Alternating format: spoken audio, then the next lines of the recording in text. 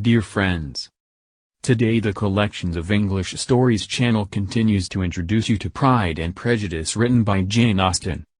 Please continue to support Collections of English Stories channel by clicking the subscribe button. Invite you to listen. Thank you so much. Please like, share and subscribe.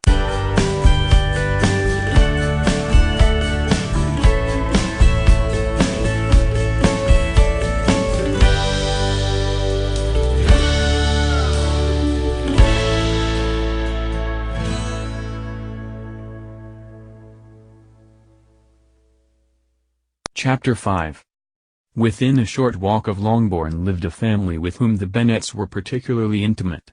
Sir William Lucas had been formerly in trade in Meryton, where he had made a tolerable fortune, and risen to the honour of knighthood by an address to the king during his mayoralty. The distinction had perhaps been felt too strongly.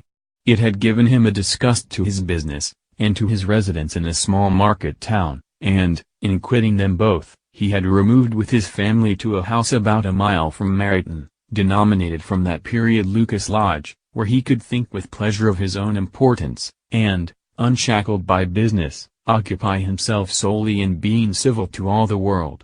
For, though elated by his rank, it did not render him supercilious; on the contrary, he was all attention to everybody.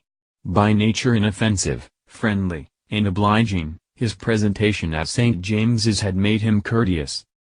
Lady Lucas was a very good kind of woman, not too clever to be a valuable neighbour to Mrs. Bennet. They had several children. The eldest of them, a sensible, intelligent young woman, about 27, was Elizabeth's intimate friend. That the Miss Lucases and the Miss Bennets should meet to talk over a ball was absolutely necessary, and the morning after the assembly brought the former to Longbourn to hear and to communicate. "You began the evening well, Charlotte," said Mrs. Bennet with civil self-command to Miss Lucas. "You were Mr. Bingley's first choice." "Yes, but he seemed to like his second better." "Oh. You mean Jane, I suppose, because he danced with her twice." "To be sure, that did seem as if he admired her. Indeed, I rather believe he did. I heard something about it, but I hardly know what, something about Mr. Robinson." "Perhaps you mean what I overheard between him and Mr. Robinson. Did not I mention it to you? Mr. Robinson's asking him how he liked our Meryton assemblies, and whether he did not think there were a great many pretty women in the room, and which he thought the prettiest. And his answering immediately to the last question, 'Oh, the eldest Miss Bennet, beyond a doubt, there cannot be two opinions on that point.'" "Upon my word. Well, that is very decided indeed. That does seem as if, but, however, it may all come to nothing, you know." "My overhearings were more to the purpose than yours, Eliza," said Charlotte.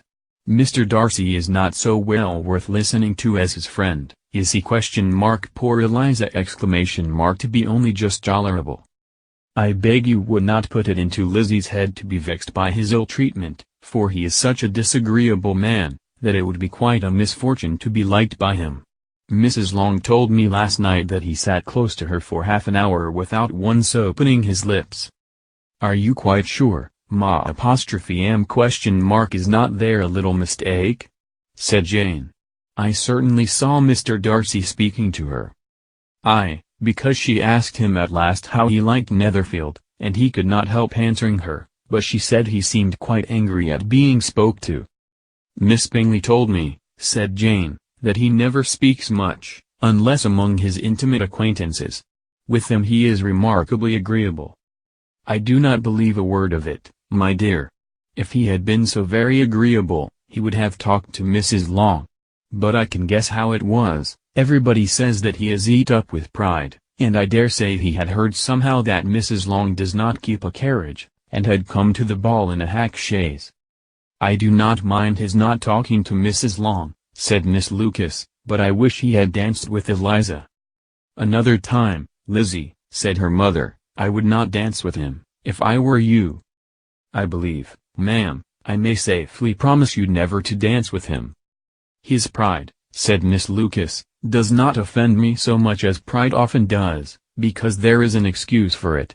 One cannot wonder that so very fine a young man, with family, fortune, everything in his favor, should think highly of himself.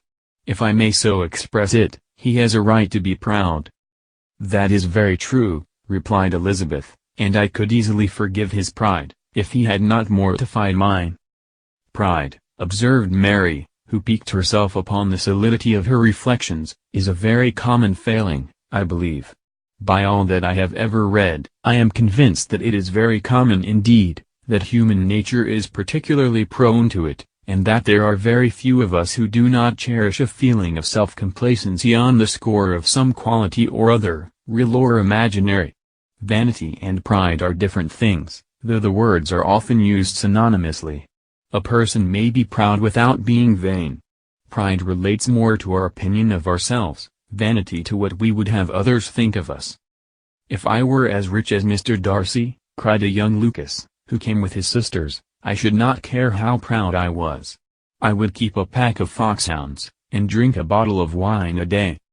"Then you would drink a great deal more than you ought," said Mrs. Bennet, "and if I were to see you at it, I should take away your bottle directly."